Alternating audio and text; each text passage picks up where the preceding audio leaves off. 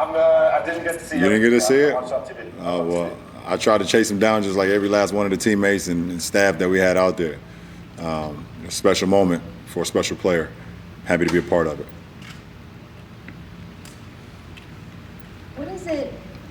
What does it take to take on the pressure to first of all want a shot like that, to take it, to make it, and what do you think the fact that he was able to have that kind of moment will do for his confidence going forward in situations like this?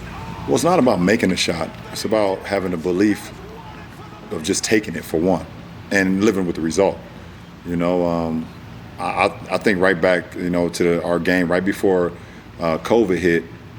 We played Brooklyn at home, and he had a similar shot right there on that left wing, right in front of their bench for us to win the game, and he missed it. And he was down on himself, but at the end of the day, I told him, I said, listen, man, if you open, and I was able to drive that particular game and find him wide open, and he just missed it. But it's just the confidence to take the shot. You're not going to make them all, but the belief to just take it and live with the results is what it's all about. And tonight was his moment. Tonight was his moment to just find a space, hunt the ball down. In our top 10 in assists, one of our top 10 in assists leaders in Rondo was able to find him, and he knocked it down. It was a big time play. Alec? Kyle Goon? Even before that, he and Jokic were trading buckets. Were you just getting a sense that he was sort of rising to that particular duel even before that game-winning shot? No, it's not about an individual matchup. It's about us trying to execute and him just coming through for us. And, that's what he did. It wasn't, okay, Joker, your turn, my turn. Well, no, it was just about playing the game and finding ways to try to make an impact. And, obviously those two big shots he had at the end, one was the floater to take the lead, and Joker was able to get the tip in, and then he comes back with the three. Just big-time plays, like I said, for a big-time player. Okay. Rachel? LeBron, AD is the kind of player who had a skill set to do this for a long time, but that he is now with a team that is at a championship level, competing for a championship, competing for conference finals. What do you think that's like for him to finally get to be in the big moments that match the skills that he has? I don't know. It's definitely an AD question, but just happy to have him. I know what he brought to the table. I know what he's about. I know his skill set, and that's why I wanted him here so badly. Chris? Well, you guys didn't have a timeout on the last play right there. How were you able to talk about a scenario in which something like that could happen before? No, that's what this floor right here that we're on right now is all about. It's the practices, it's the shoot-arounds, and we talk about every single scenario possible. Up 3, down 3, up 2, down 2. Do we have a foul to give? Do we not? Do we have a timeout? Do we not? Are we going full court, half court, BOB, which is baseline out of bounds, SOB, sideline out of bounds? You talk about all those things. And if you want to be a championship ball club, you have to be able to do that on the fly. So knowing that we didn't have a timeout, we were able to get into a situation, into a set that we've worked on in practice and get right to it. And the first option was for me if Doe saw me over the top. If not, then AD flashes, and the rest is history. Dan? LeBron, you said it's not making the shot, it's taking it. Caruso stepped into the shot similarly, took it right away. He's been really vocal in huddles and stuff like that. Where does he kind of fit on your leadership hierarchy on this team? How valuable is that part of his confidence to speak up and step in and take a shot? When you're trying to play high-level basketball, you got to have high-level IQ players, and he's one of them. And not only does he have high-level IQ, he also plays with a high energy.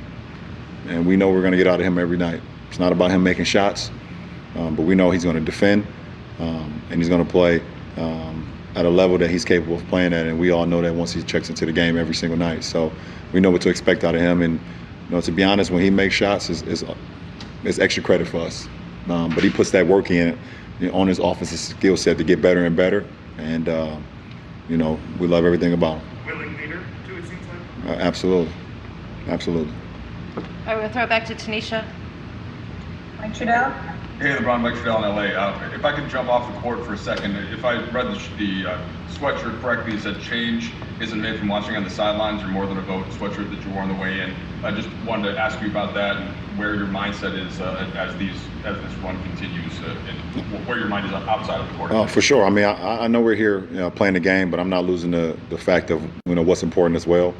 And more than the vote is about protecting black voters and voter suppression that goes on in our communities.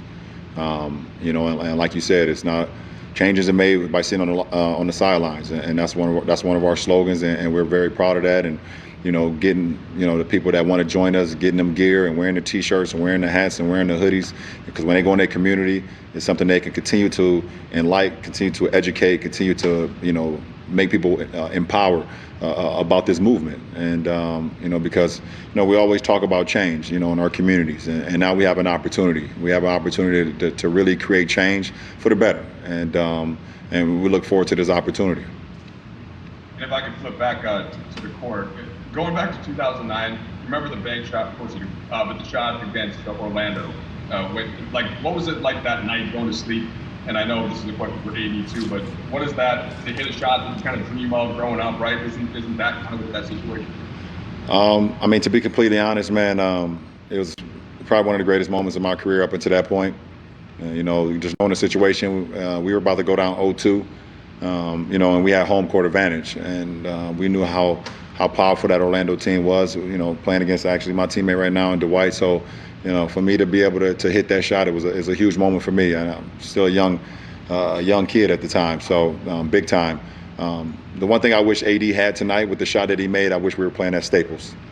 I wish we miss our fans so much, and I can only imagine, I probably would have blew the roof off Staples Center, AD hitting that shot tonight in Staples with our crowd. I would have loved for him to have that moment, because I know what that felt like for me when I was able to hit that shot, as you mentioned, versus Orlando in the Eastern Conference Finals, Game 2 at the buzzer. Last two questions. Yeah, LeBron, AD has talked about just how much he's leaned on you throughout the playoffs. And obviously he's played outstanding in the Western Conference Finals. I'm curious, what's the biggest thing that you've tried to instill in him during this time? I think just staying even keel. That's what it's all about. The playoffs and the postseason, and the more you advance into the postseason, the emotions and the adversity, and it's going to be a roller coaster at times. And if you could just, no matter if you're up, no matter if you're down, being able to keep your composure and keep your mindset on the main thing is very important. This is the furthest he's gotten in his career up until this point, and I'm just happy to be here with him to, give any advice for him to lean on me, or, to be completely honest, in the second half, I leaned on him, and he brought us home, so I just tried to set the example early on, and we leaned on him, especially in the fourth quarter, and he brought us home.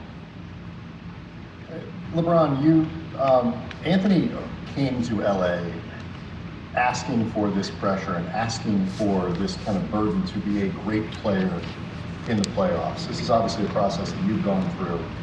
What is the challenge for an athlete, both to ask for that, to seek that out, but then also to perform when that moment comes?